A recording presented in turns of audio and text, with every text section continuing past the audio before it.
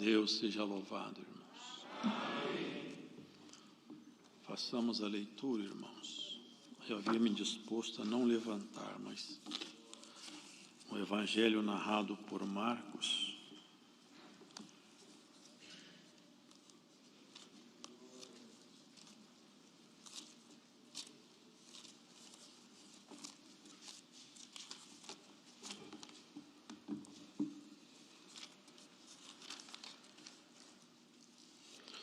no capítulo de número 10. 10 do evangelho narrado por Marcos. 10.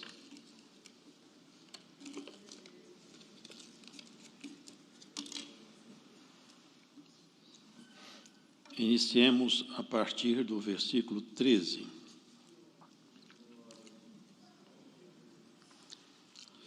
E traziam-lhe meninos para que lhes tocasse, mas os discípulos repreendiam aos que lhe os traziam. Jesus, porém, vendo isso, indignou-se e disse-lhes: Deixai vir os meninos a mim, e não os impeçais, porque dos tais é o reino de Deus. Em verdade vos digo que qualquer que não receber o reino de Deus como menino, de maneira nenhuma entrará nele. E tomando-os nos seus braços e impondo-lhes as mãos, os abençoou. E pondo-se a caminho, correu para ele um homem, o qual se ajoelhou diante dele e lhe perguntou: Bom mestre, que farei para herdar a vida eterna? E Jesus lhe disse: Por que me chamas bom? Ninguém é bom senão um, que é Deus. Tu sabes os mandamentos: não adulterarás, não matarás, não furtarás, não dirás falso testemunho, não defraudarás alguém, honra a teu pai e a tua mãe. Ele, porém, respondendo, lhe disse: Mestre, tudo isso guardei desde a minha mocidade. E Jesus, olhando para ele, o amou e lhe disse: Falta-te uma coisa. Vai, vende tudo quanto tens e dá-o aos pobres, e terás um tesouro no céu, e vem, segue-me. Mas ele, pesaroso desta palavra, retirou-se triste, porque possuía muitas propriedades. Então Jesus, olhando em redor, disse aos seus discípulos: Quão dificilmente entrarão no reino de Deus os que têm riquezas. E os discípulos se admiraram destas suas palavras. Mas Jesus, tornando a falar, disse-lhes: Filhos, quão difícil é para os que confiam nas riquezas entrar no reino de Deus. É mais fácil passar um camelo pelo fundo de uma agulha do que entrar um rico no reino de Deus. E eles se admiravam ainda mais, dizendo entre si: Quem poderá, pois, salvar-se? Jesus, porém, olhando para eles, disse: Para os homens é impossível, mas não para Deus, porque para Deus todas as coisas são possíveis.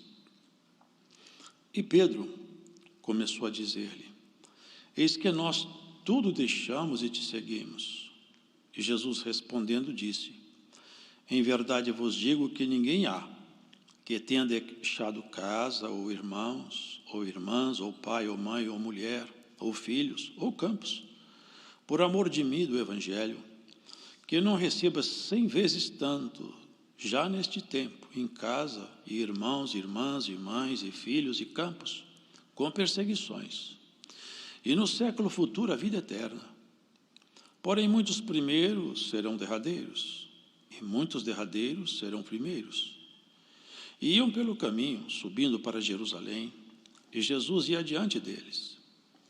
E eles maravilhavam-se e seguiam-no atemorizados. E tornando a tomar consigo os 12, começou a dizer-lhes as coisas que deviam sobrevir, dizendo: Eis que nós subimos a Jerusalém, e o Filho do Homem será entregue aos príncipes dos sacerdotes e aos escribas, e o condenarão à morte, e o entregarão aos gentios. E o escarnecerão, e açoitarão, e cuspirão nele, e o matarão. E ao terceiro dia ressuscitará. E aproximaram-se dele Tiago e João, filhos de Zebedeu, dizendo: Mestre, quereríamos que nos fizesse o que pedirmos. E ele lhes disse: Que quereis que eu vos faça? E eles lhe disseram: Concede-nos que na tua glória nos assentemos, uma à tua direita e outra à tua esquerda. Mas Jesus lhes disse: Não sabeis o que pedis. Podeis vós beber o cálice que eu bebo e ser batizado com o batismo com que eu sou batizado? E eles lhe disseram: Podemos.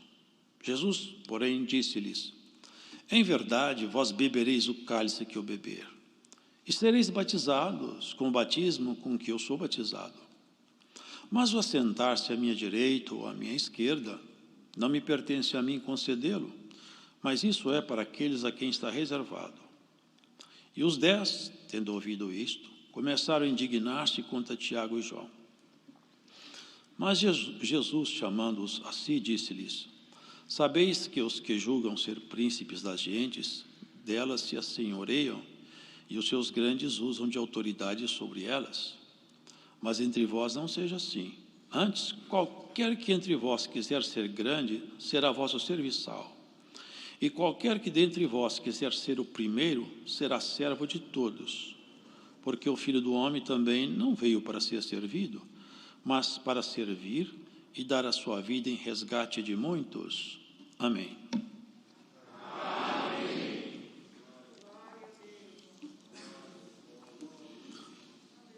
Os irmãos vejam que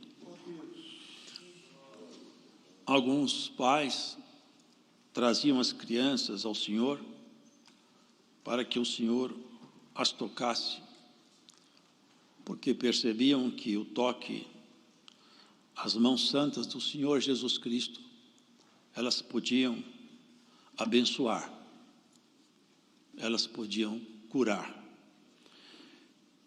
elas traziam virtude. E eles, sabendo isso, levavam as crianças, mas seus discípulos não gostaram e entraram, sem permissão do Senhor, na decisão do que ele poderia ou não fazer, e proibiram que aquelas crianças se aproximassem dele. E ele, aproveitando o ensejo, deu um primeiro ensinamento, dizendo a eles que quem não receber o reino de Deus como menino, de maneira nenhuma entrará nele. Os irmãos vejam que aqui na frente se percebe que entre eles não havia essa simplicidade. No tocante a alguns sentimentos que dois expressaram, querendo se tornar, de alguma forma, maiorais, primaz, e isso já traziam consigo no coração, mas não havia um manifesto. Mas aquelas crianças ali já serviram para o Senhor dar esse ensinamento. Porque com Deus vale a simplicidade, vale a pureza. Com Deus, o que importa mesmo é quão simples e sincero o nosso coração é. Deus não se impressiona com ninguém, nem poderia, nem com seus querubins mais excelentes. O Senhor fala que ele até dos seus ministros ele faz labareda de fogo, até nos anjos ele acha loucura. Sabe por quê? Porque ele é Deus. Ele não pode se impressionar. Os homens se impressionam e gostam de ser impressionados e impressionar também. Mas, aonde Cristo reina, o que deve prevalecer é isso, a simplicidade, o amor. O Senhor disse: qualquer que não receber o reino de Deus como menino, sede crianças na malícia e adultos no entendimento. Essa é a palavra. Nós seremos simples, mas seremos prudentes. Seremos simples, mas seremos cuidadosos. E os irmãos vejam que o ser humano ele é muito dado a rituais, e acreditando que rituais possam ser tão importantes quanto ter um coração quebrantado e simples. Os homens gostam de seguir regras e determinar regras e impor condições, e como se isso fosse mesmo um preceito de Deus, como eles fizeram, segurando as crianças. Eles não podem ir ao mestre. É uma ousadia, porque quem tinha que definir quem poderia ou não ir a ele? Somente ele, ninguém mais. Afinal, ele é Senhor. Quantos irmãos que até hoje querem entrar na agenda de Deus, impedindo um, impedindo o outro? Porque Deus teve misericórdia de um, tem alguém que não aceita. As portas estão ficando abertas demais. Olha, queridos, oxalá que essas portas abrissem de leste a oeste, de norte a sul, e trouxessem todos que se arrependessem, e chorando se aproximassem do Senhor, e encontrassem misericórdia em nós, porque em Deus há misericórdia. Deus é o Pai das misericórdias. Sabia que está escrito no livro de Lamentações, que Deus é temido no mundo caído, pelas suas muitas misericórdias? Porque quando a pessoa tem o coração quebrantado, o Senhor tem misericórdia, sempre tem uma misericórdia. O chamado dele é esse: vinde a mim, todos vocês que estiverem cansados, oprimidos, machucados pela vida. Eu tenho uma proposta para fazer para vocês. Traga para mim o fardo pesado que vocês carregam, me dê ele, e toma de volta meu fardo, que é leve, suave, e vocês vão encontrar descanso para suas almas cansadas. Quantas almas cansadas, irmãos, que podiam descansar em Cristo e não descansam? Os homens procuravam o sábado para descansar, depois fizeram do sábado um pretexto para conflito. Quando Jesus começava a fazer milagre, condenaram Jesus porque ele violava o sábado. O Senhor falou: quando um boi seus cai, machuca, vocês vão lá e tiram ele do buraco. Agora eu resolvi curar alguém no dia de sábado, vocês me condenam. Glórias ao Senhor Jesus Cristo. Encontrou o Senhor com um mancebo rico. Mancebo quer dizer um moço, uma pessoa nova. Este homem, quando viu o Senhor, saiu a seu encontro, ajoelhou-se diante dele e fez uma pergunta muito profunda. Olha que ele foi no cerne da questão. Bom mestre, que farei para herdar a vida eterna? Você não percebe como que ele foi profundo? Eu quero saber agora sobre vida eterna, porque na vida terrena ele tinha tudo. O senhor poderia falar com ele: segue seu caminho do jeito que você está bom. Mas vocês já observaram que os mandamentos, os 10 mandamentos, tem mandamentos que tratam da relação do homem com Deus. Tem mandamentos que tratam da relação do homem com o homem, no próprio mundo natural. Então, o Senhor falou com ele: tu sabes os mandamentos. E citou 6. 6 que tratam da relação no plano horizontal, do homem com o homem.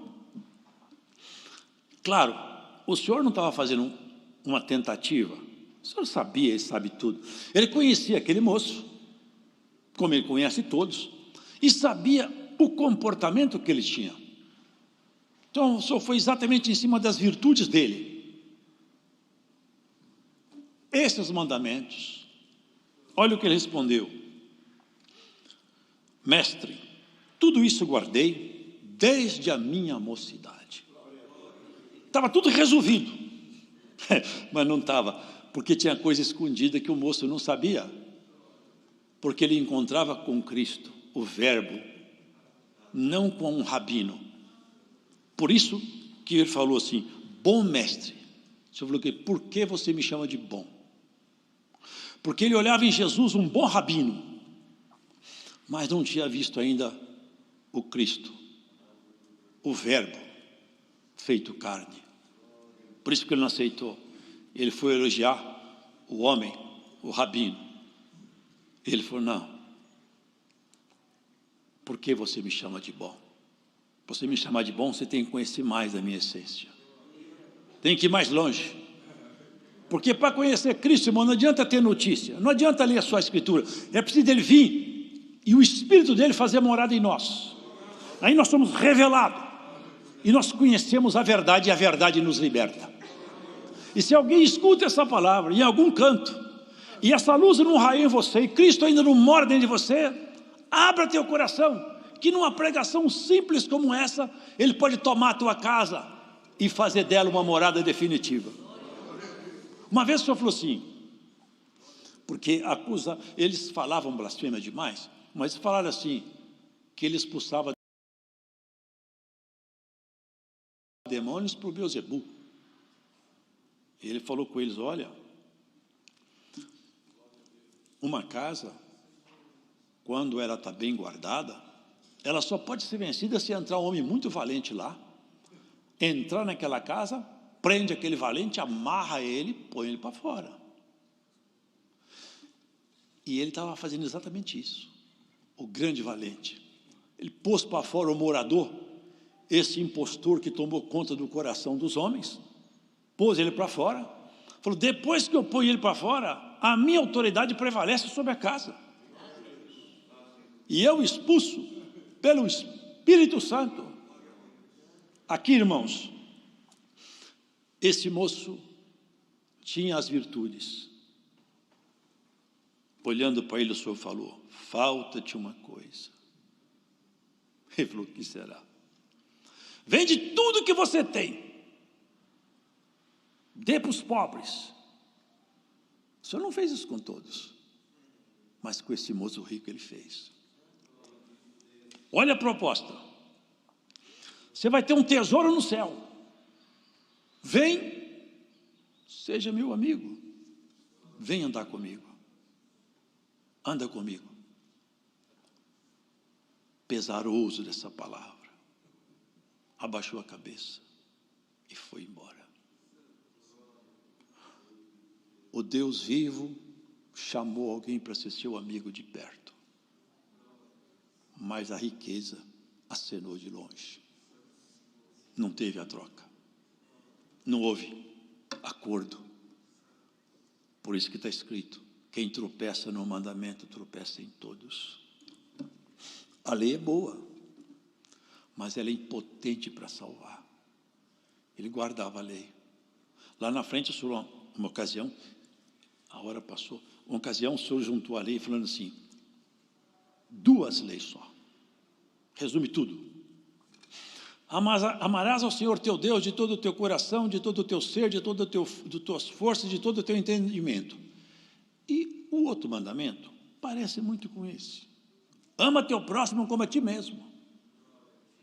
Porque os primeiros 3 mandamentos tratam da relação do homem com Deus. Não terás outros deuses diante de mim. Não farás para ti imagem de escultura, nem te curvarás diante delas. Não tomarás o nome do Senhor teu Deus em vão.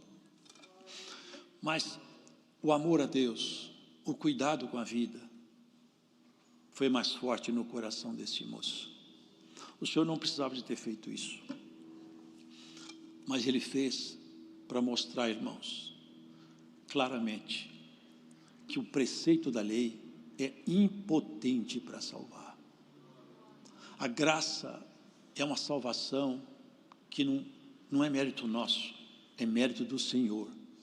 Ele que abriu a perspectiva da salvação para nós. Quando o moço foi embora, ele falou, olha, é mais fácil passar um camelo no fundo de uma agulha do que um rico entrar nos céus. Aí eles se escandalizaram. Falou, dessa maneira não entra nenhum rico. Falou, bom, se fosse depender deles, não entrariam mesmo. Mas eu estou falando do meu reino e da minha graça. Eu faço um camelo passar no fundo da agulha. Eu bem sei que tem lá no Muro de Jerusalém uma entrada paralela à porta principal, que era chamada de agulha. Mas aqui fica evidente que o Senhor queria criar alguma comparação do absurdo, do imponderável, do impossível. Porque eles falaram, eles se admiravam ainda mais dizendo, Quem poderá, pois, salvar-se? Olha o que o Senhor falou. Para os homens é impossível. Vocês entendem isso? Sabe, irmãos, nós fomos achados pela graça, pela misericórdia, pelo favor do Senhor. Por isso que nós não temos que ter medo das coisas, nem das provas, nem das dificuldades, porque nada pode separar nenhum de nós do amor de Deus. Porque se alguém pudesse subir aos céus e trapacear conosco, malograr a nossa carreira, ou quem sabe inventar uma calúnia conosco, mas quem subia lá já não sobe mais, foi derribado. Depois que Cristo foi crucificado, os céus estão cerrados, não sobe nenhum espírito caído lá. E o Senhor não se deixa enganar por ninguém. Portanto, nada poderá nos separar do amor de Deus que está em Cristo Jesus, o nosso Senhor. Olha o que fala em Romanos: nem a vida, as muitas oportunidades do mal, nem a morte, quando vier nos levar. Sabe por quê? Porque quando a morte nos levar, nós seremos achados e já fomos pela vida. O Senhor diz assim: eu sou Deus de Abraão, Isaque e Jacó, e eu não sou Deus de mortos. Cada um de nós temos a vida de Deus escondida em nós, por nosso Senhor Jesus Cristo. Não dá, irmãos, para entrar mais, porque a hora foi embora, mas os irmãos vejam, os filhos de Zebedeu, Tiago e João, andavam com o Senhor, acompanhava tudo, mas a maturidade não estava ali. Não havia entendido ainda o caminho, o reino, a graça. Por isso que nós temos que ter paciência uns com os outros, porque nós estamos num processo de aperfeiçoamento. Nós precisamos de adquirir uma estatura mínima. Até que possamos atingir essa estatura, temos que atravessar nossos processos. E quando a coisa apertar muito, você não aguentar, e a sua alma gemer muito forte, o lenço consolador do Altíssimo vai enxugar suas lágrimas. A mão do Todo-Poderoso te segura, mas você não será alcançado pelo maligno na sua caminhada. Claro que passamos processo, claro que choramos, mas tem uma coisa, com confiança, porque Paulo falava: tudo posso, que ousadia, né? Tudo posso naquele que me fortalece. Por mais que eu sofra, por mais que eu seja perseguido, por mais que eu me sinta cercado pelos inimigos, quando não tem saída, o Senhor cria uma saída para mim. Do nada aparece, do nada Ele chega e faz com que a sua providência me alcance. Batismo: você pode beber do meu cálice? Foram corajosos, hein? Podemos. Então você vai beber mesmo. A espada foi atrás deles. Tem muito crente que se escandaliza: eu não aguento mais essa prova, eu largo a fé. Nossos irmãos não fizeram assim. Um deles tomou tanto couro, foram chibatados que foram rasgados para casa de chicote. No meio do caminho um falava para o outro: mas hoje foi o dia bom para nós, que nós apanhamos porque nós gostamos de Jesus. Que coisa maravilhosa. E você vai largar a fé porque está passando prova? Porque o diabo tomou alguém para te atacar? Porque você foi cercado pela hoste do inferno? Recebe essa palavra, o conforto do Altíssimo. O Senhor te esconderá. A sombra do Onipotente, ela sempre vai fazer um descanso na sua sorte. Pode ter o que for. Lá, o salmista falava, olha que coisa interessante: me cercaram e me tornaram a cercar. Me cercaram como abelhas, mas em nome do Senhor eu os despedacei. É isso, queridos, encerrando a palavra. Nunca um homem ou mulher sincero fica confundido na sua caminhada. Nunca. Sempre o Senhor vai criar caminho. O Senhor já fez caminho com as coisas mais ridículas. Só para encerrar, vocês lembram lá no Egito? É uma coisa que sempre me traz à memória. Olha o que o Senhor usou para fazer obra no meio daqueles egípcios. Como é que chama aquele negócio na cabeça lá, aquele bichinho lá? piolho. Piolho treinado. Os piolhos subiam do chão, mas não ia na cabeça dos hebreus, só ia na cabeça dos egípcios. Piolho treinado. Por quê? A mão do Todo-Poderoso estava lá. Olha, irmão, por essa palavra tem muita coisa subindo na mente de alguém que escuta essa pregação, mas vai sair em nome de Jesus Cristo. Seja limpa a sua mente em nome de Jesus. Haja paz nos termos do seu coração. Deus seja louvado.